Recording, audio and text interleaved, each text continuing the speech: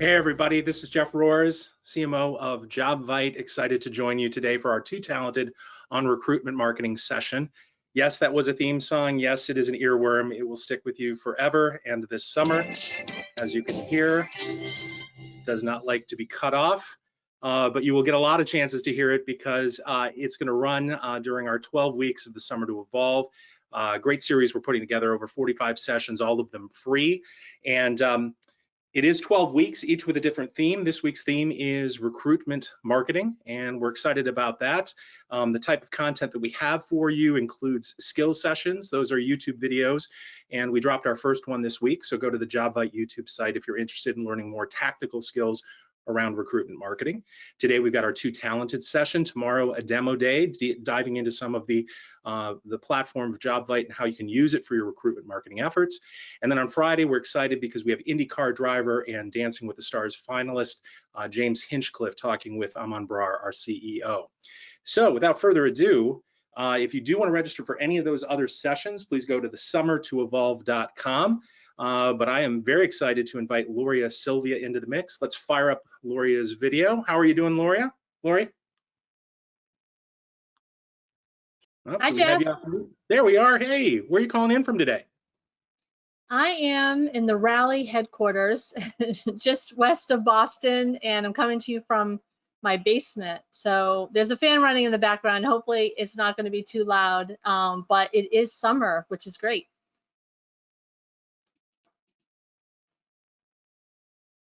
Excellent. I've got birds tweeting in my background, so I think we're going to be okay. Tell us a little bit about yourself. We've got a lot of info up there. What should folks know about you? Well, yeah. Hi, everyone. Again, I'm Laurie Sylvia. I'm the founder of Raleigh Recruitment Marketing, and I run an online community for talent acquisition, HR, and marketing practitioners who want to learn new strategies and skills in recruitment marketing, employer branding, talent attraction, candidate experience. And I myself am a marketer. I've been a marketer for more than 20 years, and I got involved in the HR tech space in 2014 when I became CMO of another recruitment marketing technology company.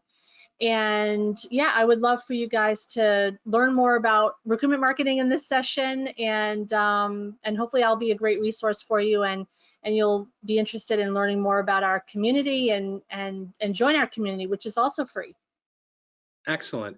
And as is going to be tradition this summer with our Too Talented participants, we've asked you 5 summer favorite questions. So your favorite vacation is the Vineyard. Do you go there every year? Yes, that's Martha's Vineyard for the folks who might not know what the Vineyard stands for. Yes, we usually go every year, but not this summer. So I am going to be really missing the Vineyard this summer. I can appreciate that. And favorite summer movie, Back to the Future. You're telling us you saw it how many times that summer it came out? I saw it 3 times. It's the only movie like that I've ever gone to the movie to see 3 times. And actually about 2 years ago, we showed it to our kids and they fell in love with the series too. So yeah, absolutely. Excellent. One of the best summer blockbusters ever. And you're a purist on the ice cream truck order, an ice cream sandwich, huh? Yeah, kind of traditionalist when it comes to that. And I appreciate the next answer, veggie burger. You went off the script. Do you have a favorite brand of veggie burger these days? Because now they're all branded. I know. No, not particularly. I'm not too fussy when it comes to that. And we are going to find you by a beach, not a pool, huh?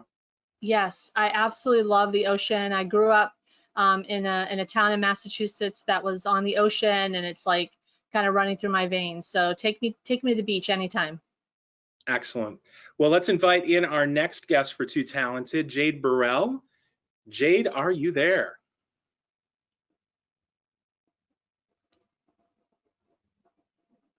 I am, and now you can hear me.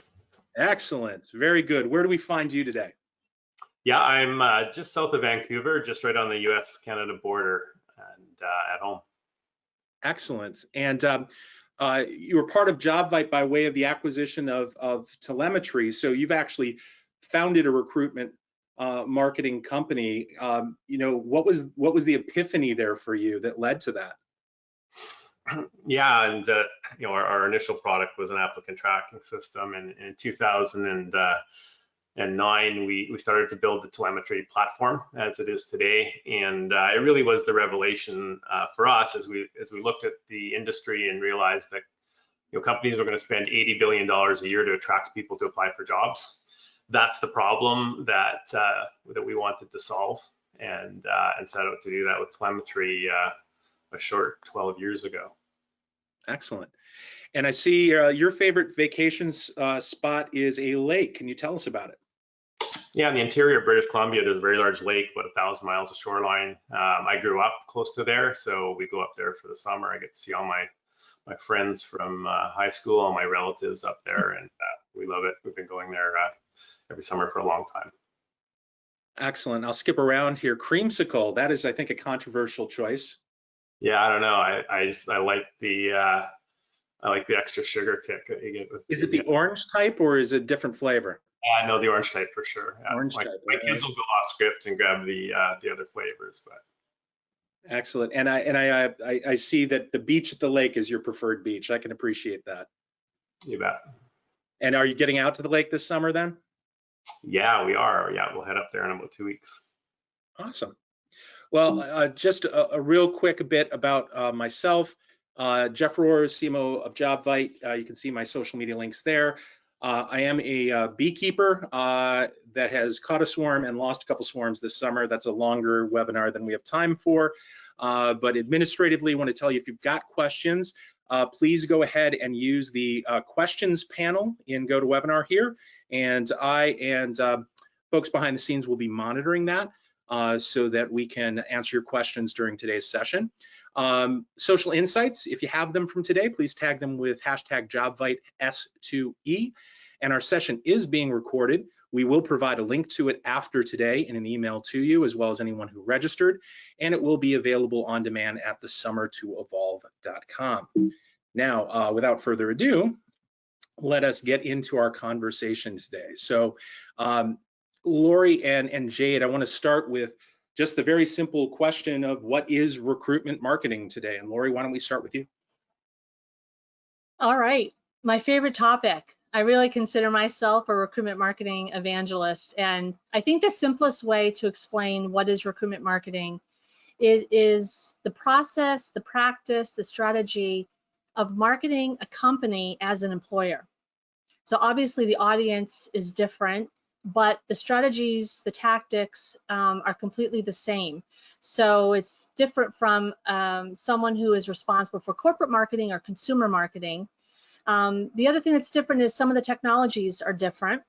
The platforms are different because in talent acquisition, we have an entire HR and TA ecosystem that's really designed for attracting and recruiting talent. But otherwise, the strategies and the skills are the same, and hopefully we'll get into some of that today. Excellent. Jade, anything you'd add to that definition? No, I absolutely agree with Laurie. I think when we tactically look at it, it's from a marketing lingo perspective is who's your audience, who are you targeting, what are the channels in marketing lingo that you're using to reach those people? Is it digital channels? What are the tactics? Are you trying to attract them? Are you trying to go and find them and source them? And how do you convert those individuals who you attract into leads or applicants in recruiting language? So the process is really the same as marketing in all aspects. And you both have really accomplished careers and a long history in this area. Jade, if I heard correctly, telemetry started to come about 2009. So you're looking at a good 11-year stretch there. How did recruitment marketing evolve? What were the additive pieces to that as it matured and expanded? Yeah, I think what we saw was, companies have been marketing and getting people to apply for jobs for a long time. Probably it was not called that. And I think that the evolution over the last several years has been bringing things together into a combined solution effort that's all integrated versus a website, which is a part of a technology that supports marketing, advertising your jobs, sourcing candidates, maybe email marketing candidates. All those activities and bits and pieces have been around for a long time, but I think the consolidation of those into a comprehensive solution and comprehensive strategies that tie together is what we've seen.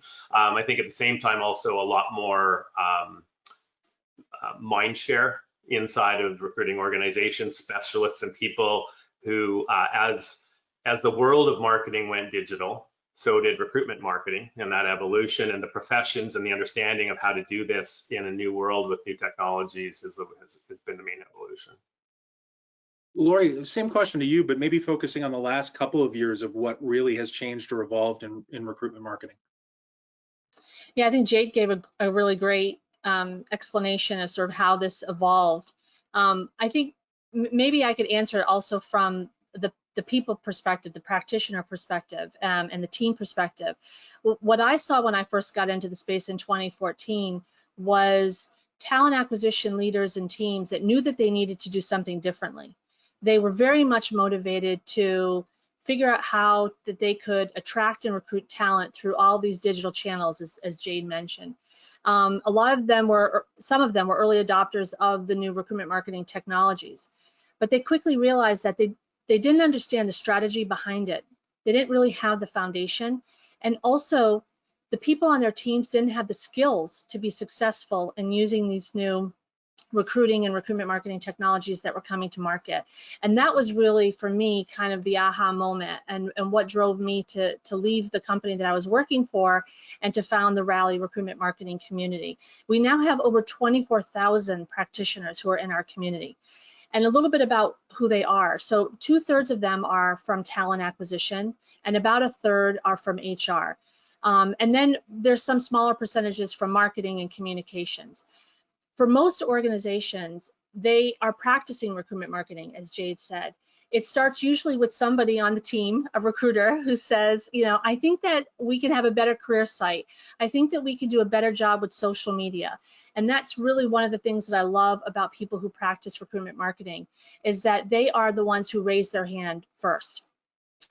And as the company starts to get more and more mature with their practice, and as these strategies start to get proven as the modern way of how to attract talent into an organization, then that person who is doing it part-time becomes a full-time recruitment marketer.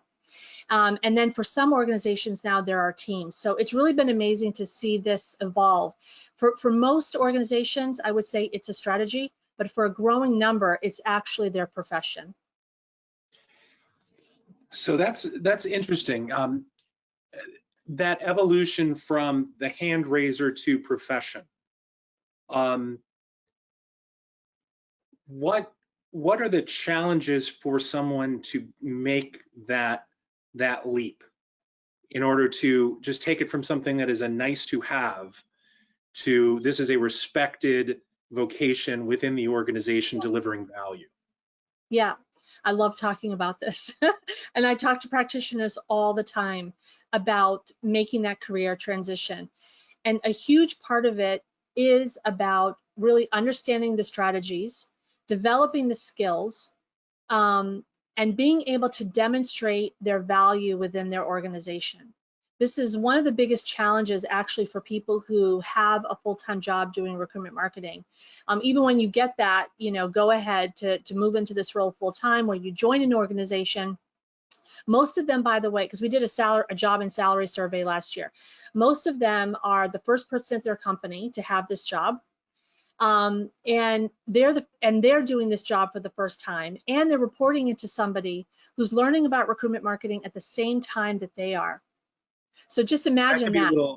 That can be a little lonely and terrifying, right? Yes, it's a challenge, right? And so obviously the company that has people who are leading this strategy and are doing this full time, the talent acquisition leader, HR, CHRO, believes in using employer brand, recruitment marketing, talent attraction strategies. But there's still other ways to recruit talent. There's still some traditional ways, such as sourcing, or investing a lot in traditional job advertising, which even that, by the way, is really changing. So we find that the practitioners are constantly looking for ways to demonstrate their value. And until you can demonstrate your value, you won't get the respect, you won't get more budget, more resources to do the things that you believe the company should be doing. And a lot of that is technology. So my advice actually is really think about the technology and the partners that you can surround yourself with to enable you to be successful. And if you can do that, then you can demonstrate your value and you can really actually change the direction of your talent acquisition strategy. And many of these early people that started in this profession 5-7 years ago are now the vice president of talent acquisition. They are the ones leading the talent acquisition function going forward. So that's a great segue then, Jade, as somebody who is has been a partner over the years providing this technology. You've had to help that hand raiser convey the value of the platform, of the suite, of the software.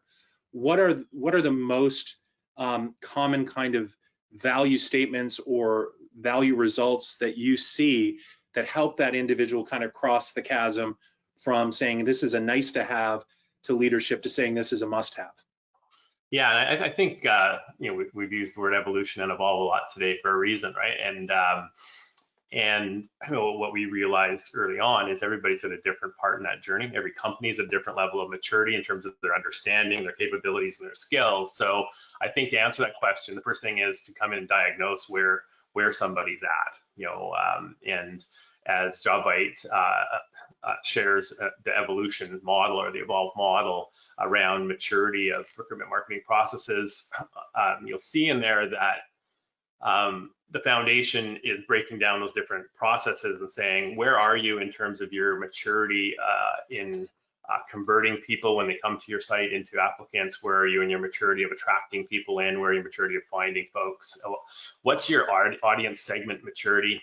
Are you trying to attract everybody with one message, or do you have your audiences segmented into 12 different audiences with 12 different targeted messages? And are you using one channel, just advertising, or are you using multiple channels to attract people in? So once you get a handle on that level of maturity of audience segmentation and audience and tactics, I think then you can outline and work with somebody to say, what's the low-hanging fruit? What's the first next thing that you can do? And I think this is the key thing for anybody starting in this is, what's the one thing that you can do that will have the biggest bang for the buck for my organization to move through? And those might be things like looking at how many people come to your website to apply for a job but abandon the process, for instance. Very simple, very easy to measure generally.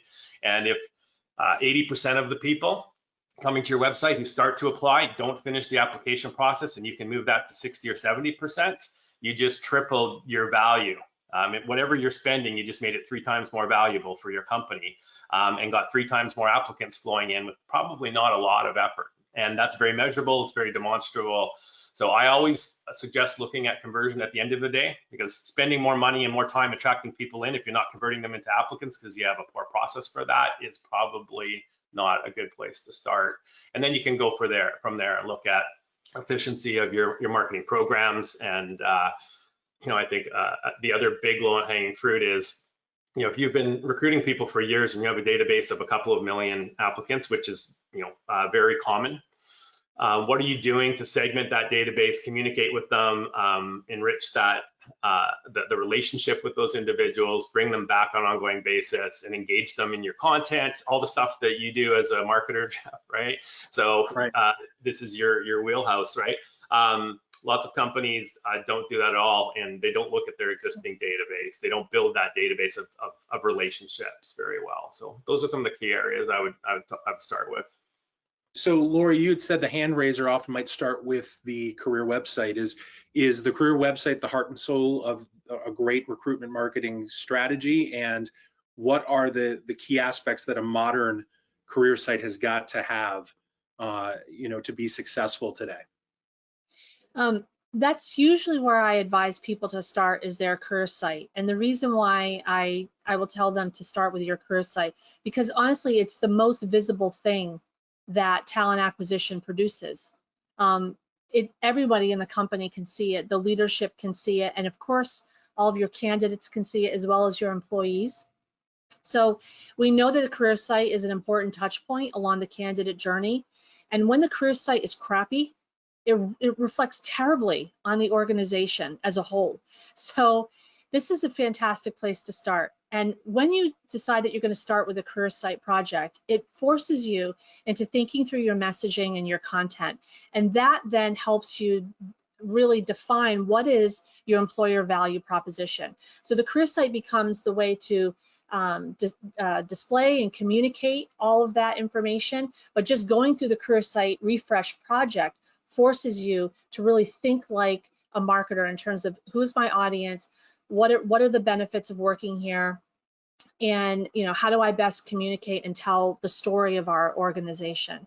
But I would say that in general, as we're talking about the raising the hand to becoming a full-time recruitment marketer, some of the key skills that are really, really important are fundamentally, it's a communication role. It's understanding how to create messaging, how to create content, and then how to think through how to convey that content, that messaging, and reach all of the right candidates. So Jade talked about audience segmentation, which of course in recruiting we talk about candidate personas. So it's really understanding who you're trying to attract, aligning with talent acquisition and with the business about what the hiring plans are, and then really understanding the channels and the strategies that you can use in order to attract that talent. And then how are you going to attract them back to your organization? Where do they go? Oftentimes they'll go to a job description, or they'll go to a career site or a landing page. And then Jade said, like, my favorite word in the world, which is conversion. You can't invest all that time and money and effort to market your employer brand and try to attract talent if you're not actually, number one, attracting the right people, but part of that is really measuring conversion rate. So there's a number of ways that you could do that. Jade mentioned one or two of those. That could be a whole other, maybe you will have a whole other conversation in the summer to evolve about that. But I think when you start thinking about conversion, really that's when you've taken the next step in terms of maturity level in recruitment marketing. So I find the conversation around audience really interesting as somebody who actually wrote a book called Audience.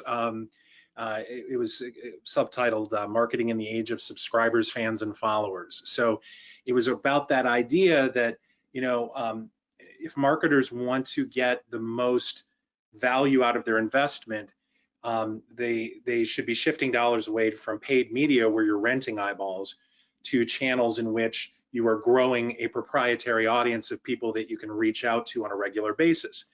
Now, the interesting thing for me moving from a marketing technology world into talent acquisition and the recruitment marketing world is the candidate, if they're successful, right? Now they're a part of your organization, they move into an employee audience. But there's this pool of other people sitting out there that you want to keep warm, that is part of the recruitment marketing effort. You want to have them engaged. So I'm interested in both your thoughts on how you nurture that audience. And then Jade, you started to talk about segmentation. So, at what size of organization or volume of hiring does segmentation become important as well? So maybe the first part talking about building the audience and keeping them engaged, and then how do you segment from there? Yeah, so in terms of investing the effort to have separate maybe career landing pages on your website for different types of roles, etc., I think that's always important, but regardless of the size of your organization, is to speak to the various types of people that you hire. I think in terms of more advanced strategies behind segmentation, my thought on this is evolved a lot as well over the years. I think what really works is not just segmenting a database from in your CRM system, perhaps, in terms of you have a system that has all of your past applicants, anybody else that's interested in your organization comes to your website, they register, they grow this database. Segmenting that database is great. I think what's probably, in my mind, the most important thing is what you're going to do with that database once it's segmented. And in my view, it comes down to making the leap over time to start messaging those individuals separately with content that matters to them. So if you're looking for ER nurses, something that's relevant for them versus the physicians, right? If you're in healthcare, et cetera. I think also what we find that works the best is when you operationalize ownership of those segments. So somebody who used to be a recruiter and only working on job orders makes the transition to also be a community manager, and their job is a folder of talent who are, say, a segment of your audience. And if you are looking for ER nurses, you are responsible for the content and for marketing, but also probably pre-screening and having a bench of screen talent that are ready to go for your organization, that when a job does come up, it's a very fast process to go in and message those people and pull them off the bench into your organization. And that's, I think, the ultimate, and the accountability that comes with that, of ownership of those audience segments, is where I think these careers go over time. And it's probably the biggest thing. If you can get to that level, the biggest thing you can do to impact your speed to hire, your quality of hire, because you have choice, you have time, right? And overall your cost per hire, is having those segments built and operationalized with people owning those individual segments. Now, that would be a larger organization. If you're a smaller organization and you are hiring a couple hundred people, you're not going to be able to have dedicated people to each audience. But I definitely think the larger organization, that's where they get their bang for their buck. Laurie, your thoughts on that idea of building the audience and then segmentation? I would say that most practitioners in our community, when they think about audience and they think about engagement, they're focused on social media. And that's important, but they're missing the biggest asset that the talent acquisition team has been building, which is their database of talent. Can you imagine, Jeff, you and I as marketers, if we attracted a lead and somebody gave us their contact information and they weren't ready to buy now, and because they weren't ready to buy now, we pretty much ignored them and never connected with them again. We've wasted all that time and money to acquire that lead in the first place. So I call that fossil fuel marketing, by the way, right? You pay money to burn something once, as opposed to hybrid marketing, where you're trying to capture energy and have that flywheel effect. Exactly. Well, talent acquisition, of course, is focused on hiring people today to fill the roles that they need to fill today. But along the way, they are creating a tremendous asset for the organization, which could be thousands, hundreds of thousands, in many cases millions, in some organizations, tens of millions of people who at one point or another raised their hand and said, I'm interested in working for you. And in many organizations, that asset is going completely unused. So for anyone out there who is raising your hand, maybe already doing recruitment marketing, I would say, yes, continue to invest in social media. By the way, no one's figured out social media when it comes to recruitment marketing. But don't forget the asset that you already have, which is your talent database or talent databases, whether that's in your ATS or your recruitment marketing platform or your CRM. And if you can figure out how to, as Jade said, kind of mine that database, segment that database, and then create great, valuable content that engages that database and keeps them nurtured and engaged, so that you can get the network effect, maybe not them, but maybe people that they know, you will really be stepping up and leveraging an asset that the company had, and developing some great skills in terms of content marketing, digital marketing, email marketing, even text marketing. More and more we see text coming into the recruitment space, which is really important.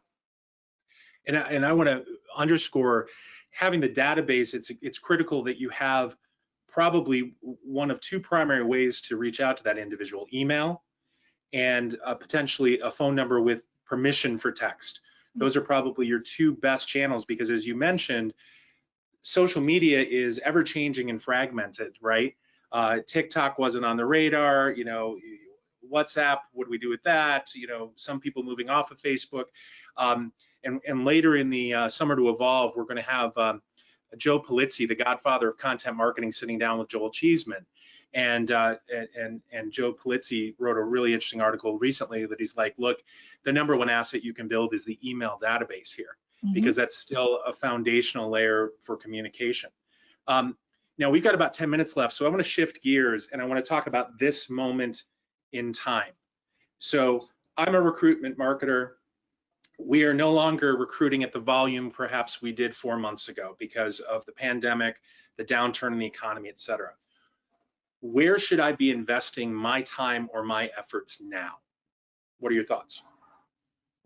You want me to go first? Go for it. Okay. Well, we have a virtual conference every year in May and December, and so we just had our May conference, obviously last month. It's called Rally Forward, and it's free. And by the way, Talemetry was one of the first sponsors of the Rally recruitment marketing community, and I really appreciate your support and thank you for sponsoring our educational programs and events. But at our last virtual conference, this was a big topic. We had some industry mentors who came and spoke at the virtual conference, and they talked about how their jobs were shifting. And we also did some polling of our audience, and we found out that absolutely that their jobs are shifting. And so if these people are communicators, they understand culture, they know how to market culture, they know how to engage an audience, then it was obvious that the role turned internal. So a lot of folks now who are in recruitment marketing, employer branding, are taking an increased role in employee engagement. And it's really coming full circle because as marketers, if you don't have a fantastic company culture and a really great employee experience, then how are you going to attract people to your organization? Your employees are the best storytellers you have about what it's truly like to work there. So that's what we see happening now. The other thing we see happening is this summer in particular is kind of taking some time for some strategic projects that you might not have otherwise had time for because you're constantly trying to help recruiters fill jobs. This is a great time to look at your strategy, look at your platforms, and make some changes, make some investments so that when your organization is ready to start hiring again, that you're in a much stronger competitive position. Excellent. Jade, your thoughts? Yeah, I fully agree on the strategic projects. I think you know, last fall, everybody's hair is on fire and they're recruiting as fast as they can, and every recruiter is stuffed with more positions than they can handle. And it's hard in that environment to say, well, we're going to move these 3 resources over to put their hand up and start to become recruitment marketers and start to work on some of these other projects and get more leads coming into our recruiters or more applicants coming in that are qualified, shift to a marketing first organization. I think in this environment, you probably have recruiters who have some time on their hands. You know, whether that's you know, re-implementing your career site, really looking at your recruitment marketing database. I think one of the best things that you could be doing right now is going through your database of talent and segmenting it, reaching out to those candidates saying, hey, we don't have jobs right now, but we will. And what are you up to? We want to make sure we understand what you're looking for, and engaging those individuals, doing some pre-screening so that when things come back on, you're ready to go and you're ready to fire up. I own a recruitment processing firm up here in Canada that does high volume retail recruiting. We went from 2,000 hires a month to 0 in one day in March. And we're busy. We have a database of 4 million candidates, and exactly that is what we're doing. Re-implementing our ATS, re-implementing our website, changing our work processes and segmenting our database so that as our employers and our clients come back online, we're ready to go at a new level of efficiency. And I think we were doing a pretty good job before, but we're going to be doing a lot better job going forward because of the time here. So it's easier to do that when you only have a few recruiters to train into the new processes and not a lot of applicants flowing through into the website, right? That's interesting. So Laurie, from your perspective, yeah, please. Can I just tack onto that, and maybe it's a little bit of a request for you and for Jobvite and Talemetry, is I would love to see this summer all the customer service, customer success people work with their accounts, work with their employers and practitioners to examine all of the communication that is being sent automatically from their systems, because this is a fantastic time to re-examine that communication and make sure that it's on brand and it's human.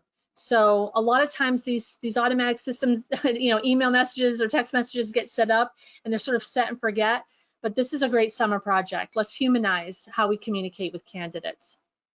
That's a great point, and I'm drawing three things then from that conversation. One, recruitment marketers are also great employee communicators and folks who can engage with the employee base at this point in time. Two, Jade, to your point, now's the time to re-examine, potentially retool. And then, Laurie, what you drew back then is retooling. Don't think just about technology. Think about your messaging and your marketing, and use this as a time to reflect on that to improve it. So some great insights there.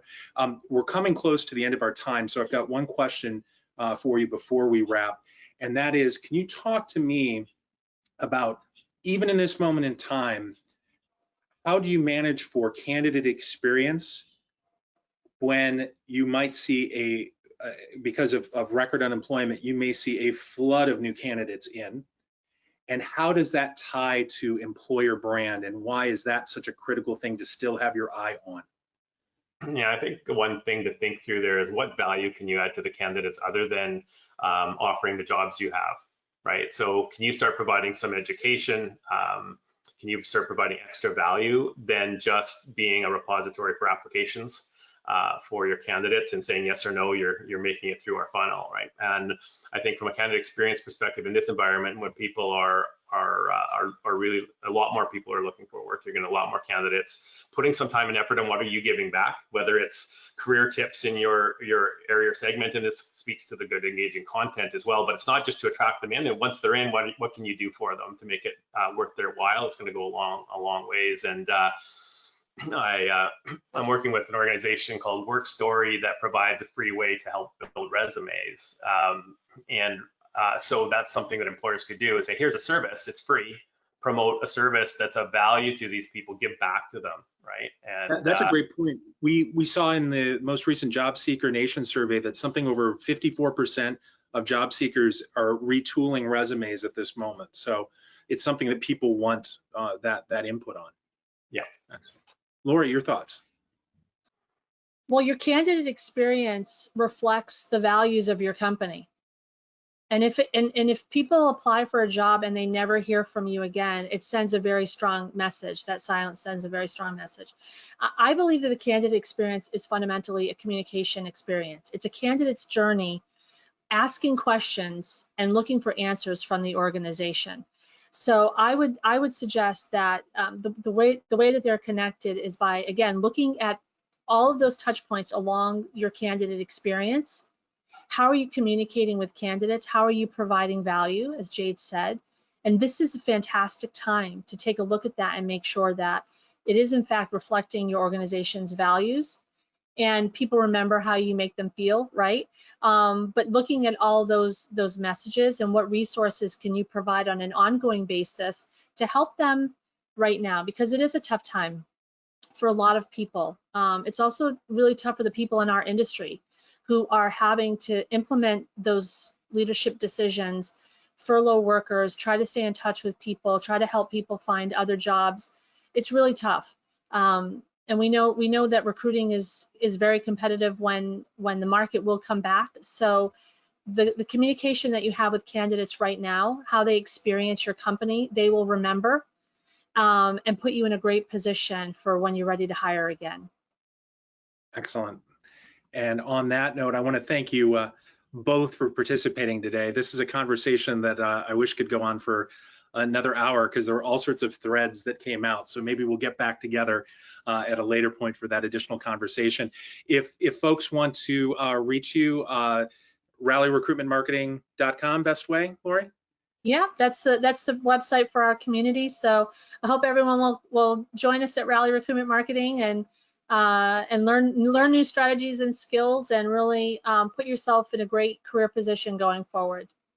Excellent. And Jade, best way for people to reach out to you? Yeah, Jade at workstory.com. Excellent. All right, well, just a couple of administrative things then before we sign off. If folks do have an interest in learning more about the technology, the suites that Jobvite offers around recruitment marketing, we encourage you to go to our website, jobvite.com, click on one of the Watch Product Tour buttons, and one of our reps will be in touch to assess your needs and then give you a tour of the right solution for your needs. This again is just week 1 of 12 of Summer to Evolve. Tomorrow we've got our demo days, and on Friday we've got the break room with James Hinchcliffe, who has the most handsome headshot or body shot, as it were. This made me realize that I need to really start working out. But for those who don't know James, really interesting story. He was an IndyCar driver who was narrowly escaped death on the racetrack in 2015, went on to place in the pole of the Indy 500 the very next year, and be a finalist in Dancing with the Stars.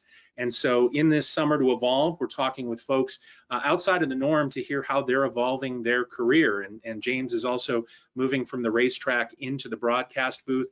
They just started racing again after some of the loosening of the restrictions. And so this should be a really interesting conversation on Friday.